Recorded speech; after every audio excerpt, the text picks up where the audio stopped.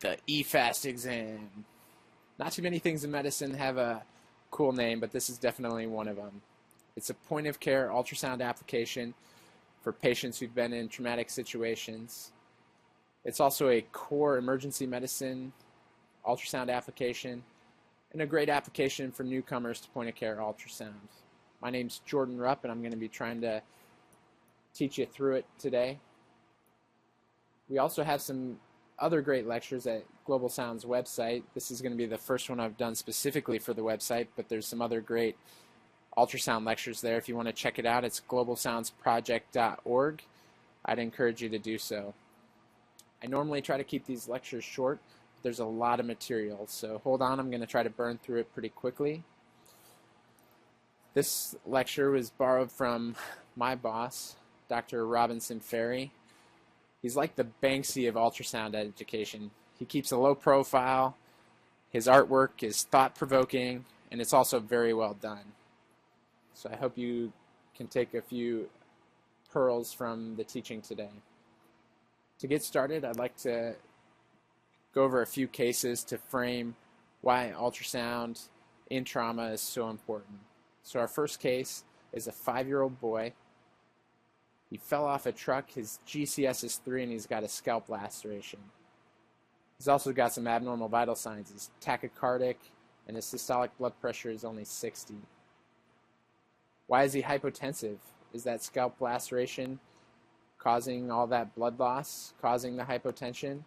Is he in neurogenic shock from a C-spine injury?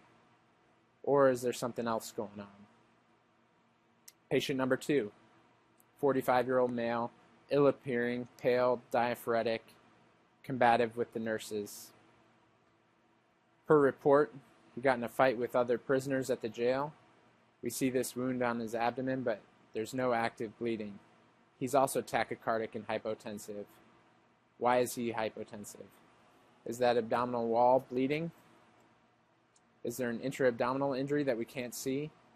Or is there something else going on that we could be missing? And this is why the FAST exam is so important. Anytime we're doing point-of-care ultrasound, we're going to try to answer a very specific clinical question. With the FAST exam, the EFAST exam, we're going to be looking at 4 main clinical questions. Is there free fluid in the abdomen? Is there pericardial fluid? Is there free fluid in the chest? Or is there a pneumothorax? So where are we going to look? First of all, in the chest, we're going to look around the heart to see if there's pericardial effusion. We're going to look in the costophrenic angles to see if there's a hemothorax. And then we're also going to look for lung sliding on the anterior chest to see if there's a pneumothorax. Down into the abdomen, we're going to look to see if there's free fluid or fluid where there shouldn't be. So before we dig in too much, let's look at a few important general principles. The FAST exam is not perfect, but it becomes more accurate as the blood pressure drops. It's also quick, repeatable, non-invasive, and there's no radiation. So if you don't see anything on your initial exam, there's no additional harm to the patient to repeat the exam. It's quick and it's real time, and you can see if there's a small bleeder, you might be able to see if that fluid is collecting that you didn't see on the initial exam. It's also important to recognize that it's better than some of our other imaging modalities.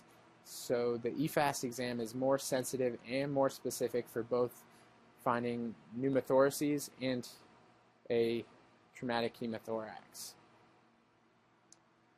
It's also the best non-invasive method available at our disposal to detect a pericardial effusion. Let's get into it. Let's look at the abdomen. We're going to look in 3 major windows, the right upper quadrant, the left upper quadrant, and down in the pelvis for free fluid. So onto the right upper quadrant. So even though the spleen is the most commonly injured organ in blunt trauma, the right upper quadrant is most sensitive for finding free fluid on the FAST exam. We should be able to see free fluid if there's greater than 250 milliliters of free fluid in the abdomen. So that's about the amount of fluid in a can of Coke. What should we look for? So we're going to stick the probe on the right flank of the patient, probe marker up towards the head, sagittal position, and we're going to look for the liver, we're going to look for the kidney, and specifically we're going to look at Morrison's pouch. This is a potential space that exists between the kidney and liver. Normally we don't see anything there, but if there's free fluid in the abdomen, blood's slowly going to make its way down into Morrison's pouch. So here's what it would look like. Pushing the liver and kidney apart, looking for dark black fluid. We also want to be careful not only to look in Morrison's pouch, but to look out by the tip of the liver. Sometimes, let's say in a splenic injury, as blood is moving over to the right lower quadrant, we might see it first up at the tip of the liver on its way down to Morrison's pouch. So in order to look at the tip of the liver, once we found Morrison's pouch, we're going to move a little bit inferior and maybe even a little bit superior towards the patient's midline to make sure we identify the tip of the liver and make sure there's no free fluid in that area. So here's an example. Look at Dr. Ferry's great artwork. On the left, we see the liver, we see the kidney, and we see that blood in Morrison's pouch out towards the tip of the liver. And then as we move over to the image on the right, which is an actual ultrasound image, we again see the kidney down at the bottom of the screen. We see the liver just barely into the screen on the left, and we see that dark black, pointy, free fluid in Morrison's pouch and moving out towards the tip of the liver. Here's another example.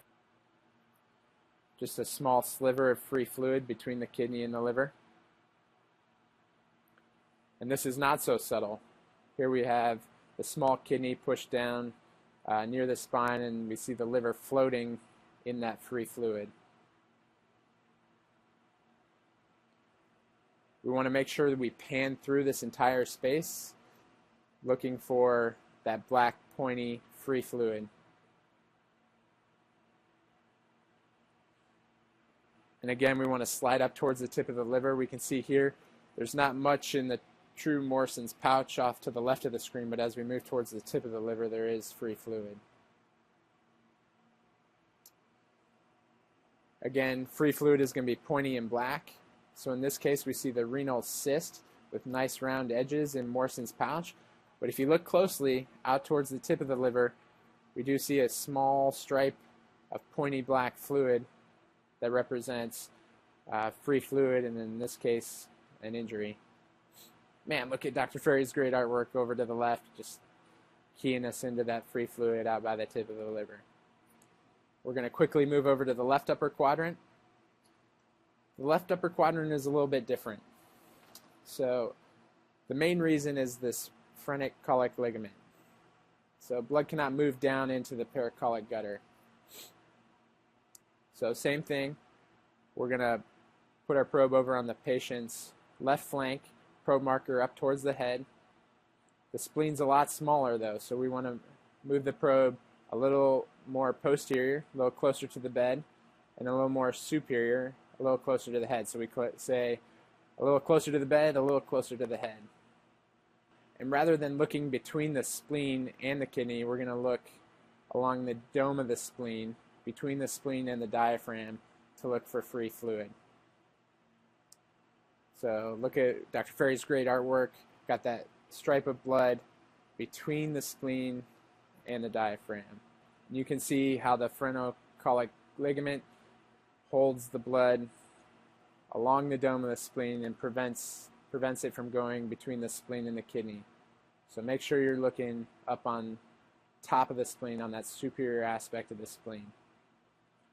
And again, we also want to make sure we're looking at the tip of the spleen, same as we did on the right side, making sure that there's not any blood making its way over to the left upper quadrant. So we see the real-time example off to the right of the screen. Again, pointy black fluid along the dome of the spleen, this pretty large amount. And notice that even though there's that large amount along the dome of the spleen, we're not seeing any blood between the spleen and the kidney.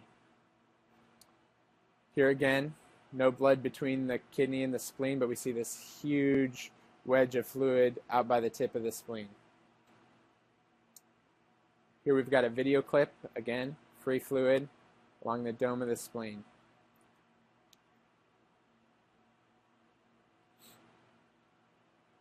Another clip, not seeing much between the kidney and in the spleen, but we see that little stripe of black fluid on the superior aspect, the dome of the spleen.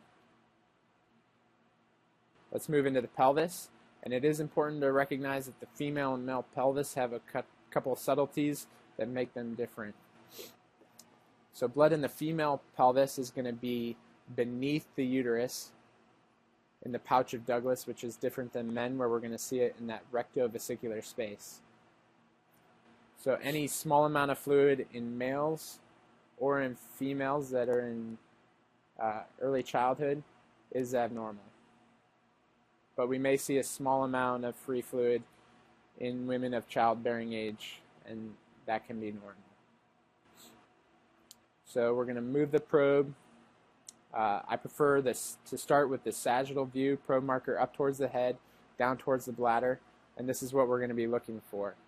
We're going to identify the bladder, and then we're going to look for the vaginal stripe and then the uterus.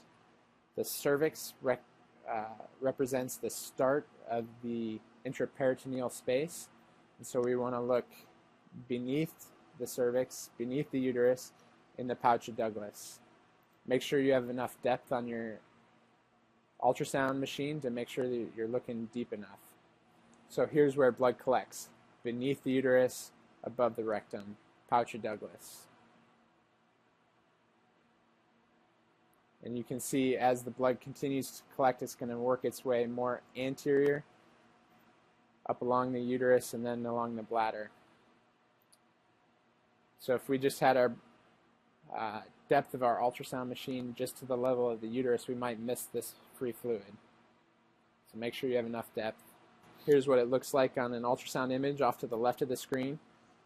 See the dark black fluid beneath the uterus. So we have the bladder, the dark black fluid at the top, and then we have the uterus in the middle, and then the free fluid at the inferior aspect of the image.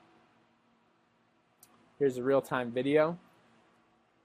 Up in the top right corner, we see the bladder. And then we see an anteroflex uterus with free fluid starting at the cervix, working its way anterior along the uterus. Here's another image. Again, free fluid down at the inferior aspect of that screen. Make sure you got enough depth on the screen. Male pelvis is a little bit different. Anytime you see free fluid, it's abnormal, and we're going to look in that rectovesicular space, so between the bladder and the rectum. Same thing, I really prefer the sagittal view. It really helps you identify the anatomy much better. We're going to keep the probe marker up towards the head, search for the bladder, and then we're going to look superior to the prostate and seminal vesicles. That's going to be the start of the intra-abdominal space for us. So we identify the bladder. You can see the yellow line again marking out the intra-abdominal area for us, and that's where blood's going to collect. We want to make sure we're looking superior to the prostate and the seminal vesicles. Here's where blood collects. Again, we're going to be looking for that pointy black fluid. Here's an example. We see the bladder at the top right of the ultrasound image, and then immediately adjacent we see the dark black free fluid. Same thing here. Now we see the free fluid pretty well at the inferior aspect of the bladder, but we also see it coming up along the anterior aspect of the abdomen. Again, those pointy black lines representing free fluid. If we move to transverse, we see the bladder at the top of the screen, and then we see the second collection of free fluid underneath the bladder.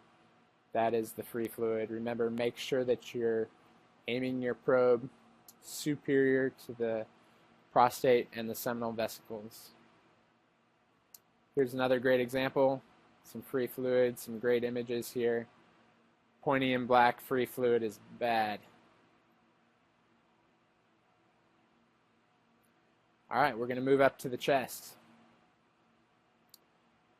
So we're going to look at the heart initially. We can look either peristernal or subcostal. And then we also want to look at the costophrenic angles for blood. And then we're going to look at the anterior chest for lung sliding to look for a pneumothorax. Let's start subcostal. So this is mostly going to be for penetrating trauma. It is possible in blunt trauma, but extremely rare.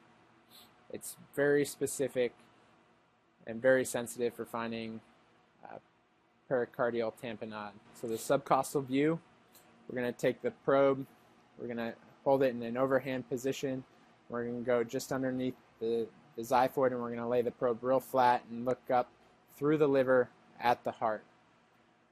We also want to remember that because of our probe positioning, the top of our screen is actually going to represent the inferior aspect of the heart and the most dependent area for free fluid to collect. And we're looking for any black stripe in between the heart and the liver. That's going to represent the pericardial space. You can see as the fluid fills in, it's going to create a nice black stripe around the heart. And then it's eventually going to push down on the heart chambers and cause tamponade.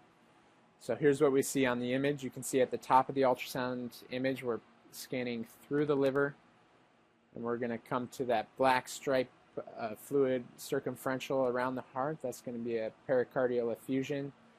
And then we're going to see the right heart is at the top of our screen, and then the left side of the heart is at the bottom part of our screen.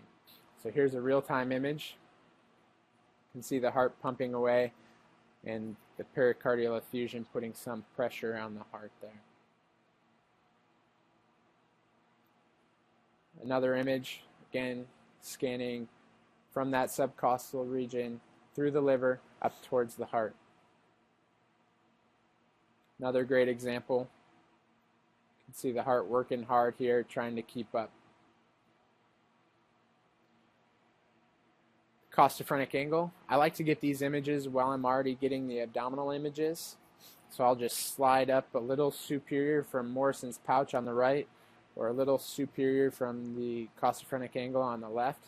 These are really sensitive tests. We can see as little as 25 cc's reliably in the costophrenic angle.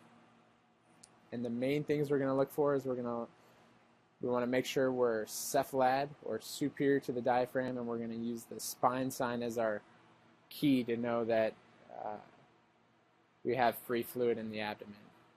So here's our hemothorax. Here's that left upper quadrant view we had before. We're at the level of the spleen and the diaphragm. We're just going to slide a little superior, and we're going to look to see if there's any blood in the chest.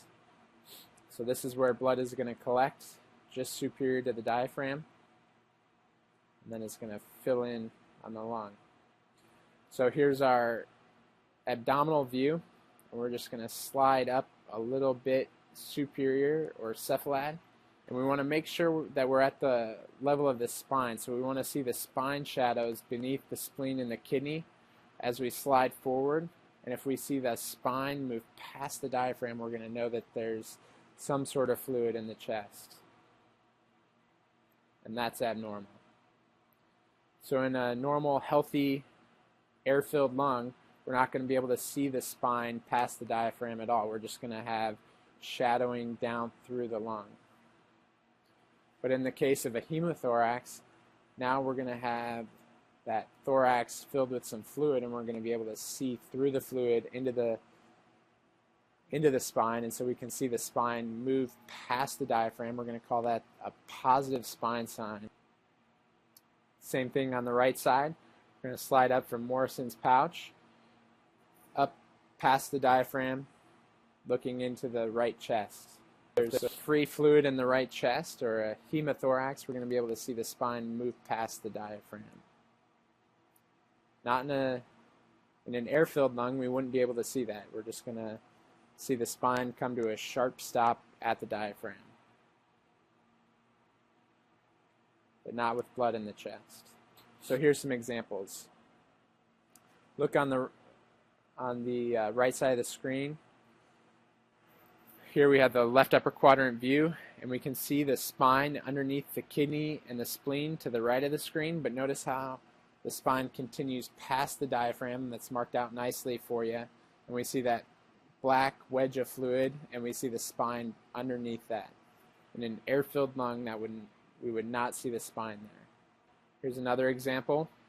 Spine moves past the diaphragm, and we see free fluid. Examples of abnormal and normal. At the top we have abnormal, AB normal. We have the spleen, diaphragm, and we see the spine move past the diaphragm. At the bottom of the screen we see a normal chest filled with air, and we see the spine stop directly at the diaphragm. Here's another abnormal, a huge wedge of black fluid, and we see the spine past the diaphragm. More abnormals. Another one.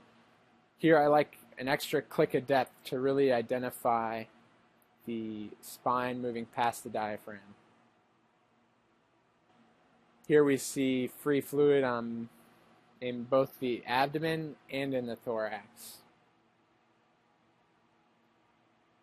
Let's move on to the anterior chest, where we're going to look for lung sliding.